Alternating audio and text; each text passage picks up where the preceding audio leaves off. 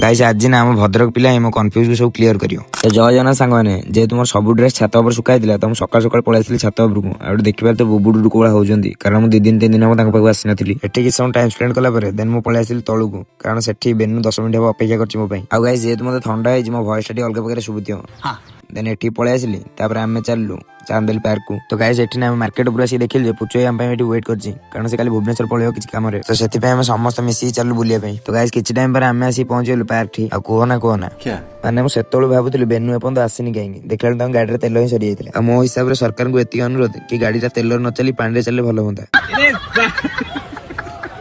तो guys finally हम तेल फेल पकई पळाइसलु पार्क भितरु आ देखिबार तो बेनु तार कैमरा धरिया पूरा व्यस्त अछि।